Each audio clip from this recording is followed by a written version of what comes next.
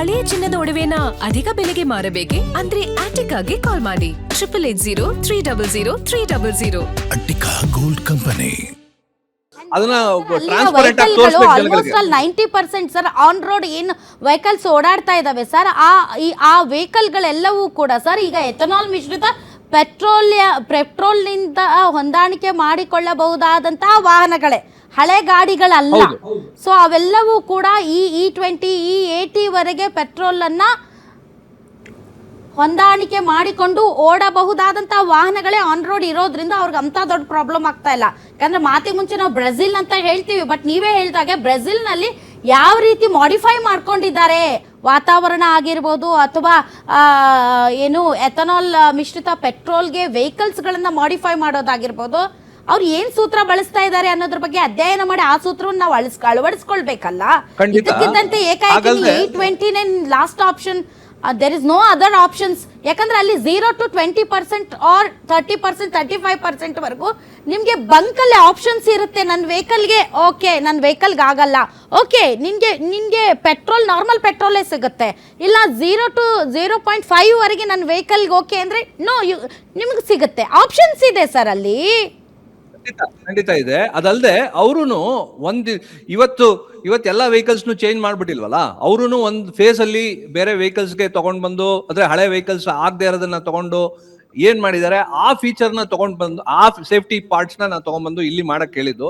ಅದನ್ನೆಲ್ಲ ಗಮನ ಇಟ್ಕೊಂಡು ನಮ್ ಗವರ್ಮೆಂಟ್, ನಮ್ ಸರ್ಕಾರ ಮಾಡಿದ್ಯೋ ಇಲ್ವಾ ನನಗೆ ಅದ್ರ ಬಗ್ಗೆ ಮಾಹಿತಿ ಇಲ್ಲ.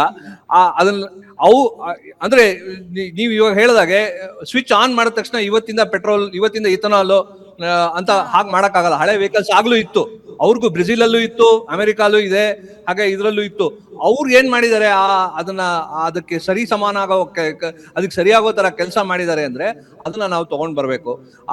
ಕೆಲವು ಅಡಿಟಿವ್ಸ್ ಇದೆಯಂತೆ, ಆ ಅಡಿಟಿವ್ಸ್ ಇರೋದ್ರಿಂದ ಅದ್ರದ್ದು ವಾಟರ್ ಹೀರ್ಕೊಳುತ್ತಲ್ಲ, ಅದ್ರದ್ದು ಕಮ್ಮಿ ಆಗತ್ತಂತೆ. ಇದೆಲ್ಲ ಊಹಾಪೋಹಗಳೊಂದು. ಎರಡನೇದು ರಿಸರ್ಚ್ ಅಲ್ಲಿ ಅವ್ರು ಮಾಡಿ ಕಂಡಿಡ್ಕೊಂಡಿರೋದು. ನಾವು ಹೊಸದಾಗಿ ಏನು ಅದನ್ನ ಕಂಡಿಡಿಯೋ ಅವಶ್ಯಕತೆ ಇಲ್ಲ. ಹೋಗಿ ಕೂಲಂಕುಷವಾಗಿ ಚರ್ಚೆ ಮಾಡಿ ಅವ್ರಲ್ಲಿ ಏನಿದೆ, ಏನ್ ಮಾಡಿದ್ದಾರೆ, ಹಳೆ ವೆಹಿಕಲ್ಸ್ಗೆ ಮುಖ್ಯವಾಗಿ ನಮ್ಗೆ ಅದೇ ಪ್ರಾಬ್ಲಮ್ ಇರೋದು. ಹಳೆ ವೆಹಿಕಲ್ಸ್ಗೆ ಹೇಗೆ ಅದನ್ನ ಅಳವಡಿಸಿದ್ರು, ಆ ರಬ್ಬರ್ ಅಂಶಕ್ಕೆ ಅದಕ್ಕೇನೋ ಒಂದು ಅಡಿಟಿವ್ ಹಾಕಿದ್ರೆ ಕಮ್ಮಿ ಆಗ್ಬೋದಂತೆ. ಈ ತರದ್ದೆಲ್ಲ ವಿಚಾರ ಇರೋದನ್ನ ಸರಿಯಾಗಿ ವಿಚಾರಿಸ್ಬಿಟ್ಟು ಆಮೇಲೆ ಮುಂದಕ್ಕೆ ಹೆಜ್ಜೆ ಇಡಬೇಕು. ಇದು ಅಂದ್ರೆ ಕೊಟ್ಟಿಗೆ ಕಟ್ಟು ಅಂತ ಹೇಳ್ತಾರಲ್ಲ, ಆ ಕೇಸಲ್ಲಿ ಗೌರ್ಮೆಂಟ್ ಮಾಡ್ಕೊಂಡ್ ಬಂದಿದೆ. ಐ ಥಿಂಕ್ ಸ್ವಲ್ಪ ಬ್ರೇಕ್ ಹಾಕಿ ಗೌರ್ಮೆಂಟ್. ಒಳ್ಳೆ ವಿಚಾರನೇ ಇದು, ಯಾಕಂದ್ರೆ ಎಲ್ಲಾ ದೇಶಗಳಲ್ಲಿ ಮಾಡಿದ್ದಾರೆ. ಆಮೇಲೆ ವೆಸ್ಟ್ ಅಲ್ಲಿ ನಮ್ಗೆ ಗಲಾಟೆ ಶುರುವಾಗಿರೋದ್ರಿಂದ ಪೆಟ್ರೋಲ್ ತೊಂದರೆ ಆಗುತ್ತೆ. ಇದು ಒಂದು ಒಳ್ಳೆ ಆಲ್ಟರ್ನೇಟಿವ್ ನಮ್ಗೆ ಫ್ಯೂಯಲ್ಗೆ. ಎಲ್ಲ 100% ಎಥನಾಲ್ ಬಂದಿದೆ ಬ್ರೆಜಿಲ್ ಅಲ್ಲಿ. So we can get into that. ಅದು ಪ್ರೈಸ್ ತುಂಬಾ ಕಮ್ಮಿ ಆಗುತ್ತಂತೆ ಅದಕ್ಕೆ, ಇದು ಲೆಕ್ಕ ತಗೊಂಡ್ರೆ. ಇಲ್ಲಿರೋ ರೈತರಿಗೂ ಸುಲಭ ಆಗುತ್ತೆ, ಅದಕ್ಕೊಂದು ಬೆಲೆ ಬರುತ್ತೆ, ಅವರು ಅದ್ ಬಿಸಾಕೋದಕ್ಕೆ. ಎಲ್ಲ ವಿಚಾರದಲ್ಲೂ ಕರೆಕ್ಟ್ ಆಗಿದೆ. ಆದ್ರೆ ಅದನ್ನ ಇಂಪ್ಲಿಮೆಂಟ್ ಮಾಡ್ತಾ ಇರೋ ರೀತಿ ಸರಿ ಇಲ್ಲ. ನೋಡ್ಕೊಂಡು ಏನ್ ಮಾಡ್ಬೇಕು ಅಂತ ಹೇಳಿ ನಮ್ಮ ವೆಹಿಕಲ್ಸ್, ಅದು ನಮ್ದು ಭಾರತ್ ಎಮಿಷನ್ 6 ಏನೋ ಬಂದಿದೆ, ಆ ಎಮಿಷನ್ ಸರಿ ಹೋಗುತ್ತಾ, ನಮ್ಮ ವೆಹಿಕಲ್ ನಮ್ಮ ಟೆಂಪರೇಚರ್ ಏನಿವೆ ಒಂದು ಪರವಾಗಿಲ್ಲ. ಬಟ್ ಅದನ್ನ ಏನ್ ಮಾಡಿದ್ದಾರೆ ಅದನ್ನ ತಗೊಂಡ್ ಬಂದು ಅದೇ ಪ್ಲಾನ್ ನ ನಾವು ಇನ್ವೆಸ್ಟ್ ಮಾಡಿ ಅದಕ್ಕೆ ಇನ್ನೂ ಒಂದು, ನೀವ್ ಹೇಳಿದಾಗ 2030 ತಗೊಂಡ್ಬರೋದು ತುಂಬಾ ಒಳ್ಳೆ ಅನುಕೂಲವಾಗಿ ಆಗುತ್ತೆ. ಅಲ್ಲಿವರೆಗೆ ವೆಹಿಕಲ್ಸ್ ಚೇಂಜ್ ಮಾಡ್ಕೊಂಡು ಬರುತ್ತೆ, ಎಲ್ಲ ಆಗುತ್ತೆ. Okay, all right. Yes, Irshad Ahmed ಅವರೇ, ಈಗ ಈ ವಿಚಾರದಲ್ಲಿ ಸಾಕಷ್ಟು ಪ್ರಶ್ನೆಗಳು ಈಗ ಗಡ್ಕರಿ ಅವರ ಮೇಲೂ ಮತ್ತು ಪೆಟ್ರೋಲಿಯಂ ಸಚಿವರ ಮೇಲೂ ಕೂಡ ಪ್ರಶ್ನೆಗಳನ್ನು ಮಾಡ್ತಾ ಇದ್ದಾರೆ. ಎಸ್ಪೆಷಲಿ ಎಕ್ಸ್ಪರ್ಟ್ಸ್ ಅಥವಾ ಯಾರು ಬೈಕ್ ಕಾರ್ಗಳನ್ನು ಓಡಿಸ್ತಾರೆ, ಆಟೋಮೊಬೈಲ್ ಸೆಕ್ಟರ್ಸ್ ಅಲ್ಲಿ ಇದ್ದಾರೆ ಅವರೆಲ್ಲರೂ. ಈಗ ಹೊಸ ಗಾಡಿಗಳನ್ನು ತೆಗೆದುಕೊಳ್ಳೋಕೆ ಹೋದಂತಹ ಸಂದರ್ಭದಲ್ಲಿ E20 E30 E35 E80 ವರೆಗೂ ಕೂಡ ನಾವು ವೆಹಿಕಲ್ಸ್ಗಳನ್ನು ಈಗಾಗಲೇ ರೆಡಿ ಮಾಡಿ ತಯಾರು ಮಾಡಿ ಇಟ್ಟಿದ್ದೀವಿ ಅಂತ ಎಲ್ಲ ಶೋರೂಮ್ಗಳ ಮುಂದೆ ಬೋರ್ಡ್ ಹಾಕಿದ್ದಾರೆ. ಸೊ ಈಗಿರುವಂತಹ ಗಾಡಿಗಳಿಗೆ E20 ಅಥವಾ E30 ಪೆಟ್ರೋಲ್ ಏನಿದೆ ಅದು ಹೊಂದಾಣಿಕೆ ಆಗುತ್ತೆ ಅನ್ನೋದಾದ್ರೆ ಶೋರೂಮ್ಗಳಲ್ಲಿ ಈ ಥರ ಬೋರ್ಡ್ ಯಾಕೆ ಹಾಕ್ತಾರೆ? ಅವಾಗ ಜನ ಏನು ಅನ್ಕೋಬೇಕಂದ್ರೆ, ಈಗ ನಾವು ಓಡಿಸ್ತಾ ಇರುವಂತಹ ಗಾಡಿಗಳಿಗೆ ಈ ಪೆಟ್ರೋಲ್ ಅಲ್ಲ, ಸೊ ಬೇರೆ ಗಾಡಿಗಳನ್ನ ತರ್ತಾರೆ, ಆ ಗಾಡಿಗಳಿಗೆ ಮಾತ್ರ ಈ ಪೆಟ್ರೋಲ್ ಅನ್ನುವಂಥ ಭಾವನೆ ಬರುತ್ತಲ್ಲ ಸರ್.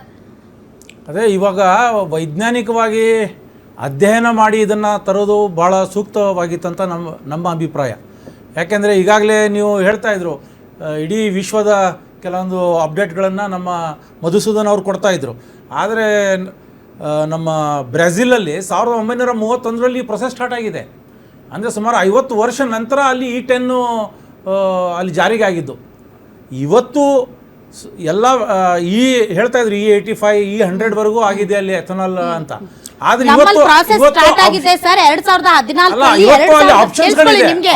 2014ರಲ್ಲಿ ಇದು ಪ್ರಾಸೆಸ್ ಸ್ಟಾರ್ಟ್ ಆಗಿತ್ತು. ಅವಾಗ 1.5 ಇಂದ 5% ಏರಿಸಲಾಯಿತು, ಆಮೇಲೆ 10%, ಆಮೇಲೆ 2025ಕ್ಕೆ 2026ಕ್ಕೆ ಮೇ ಇಂದ 20% ಅಂತ ಬಂದ್ರಿ. ಅದೇ ಹೇಳ್ತಾ ಇದ್ದೀನಿ ನಾನು. ಇವಾಗ 6 ಫೆಬ್ರವರಿಗೆ ಇವರು 1900 ಪೆಟ್ರೋಲ್ ಬಂಕ್ಗಳನ್ನು ಇವರು ಒಂದು ಟ್ರಯಲ್ ಬೇಸಲ್ಲಿ ತರೋದಕ್ಕೆ ಪ್ರಯತ್ನ ಮಾಡಿದರು.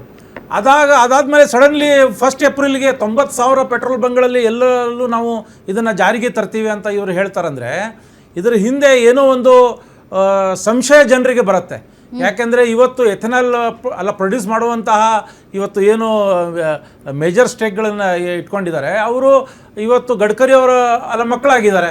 ಅವರ ಇಂಡಸ್ಟ್ರಿಯಲ್ಲೇ ಆಗಿರುವಂಥದ್ದು ಅದು ಯಾರೋ ಅದು ನಿಖಿಲ್ ಮತ್ತು ಸಾರಂಗ್ ಗಡ್ಕರಿಗಳು ಸೇರಿ ಇಬ್ಬರು ಮಕ್ಕಳು ಸೇರಿ ಸುಮಾರು ಅಂದ್ರೆ ನಿಮ್ ಪ್ರಕಾರ ಇಡೀ ದೇಶಕ್ಕಾಗುವಂತಹ ಎಥನಾಲ್ ಅನ್ನ ಅವರೇ ಪ್ರೊಡ್ಯೂಸ್ ಮಾಡ್ತಾ ಇದ್ದಾರೆ ಮಹಾರಾಷ್ಟ್ರದಲ್ಲಿ, ಅವರೇ ಸಪ್ಲೈ ಮಾಡಿ ಹೇಳ್ತಾ ಇದೆ ನೋಡಿ.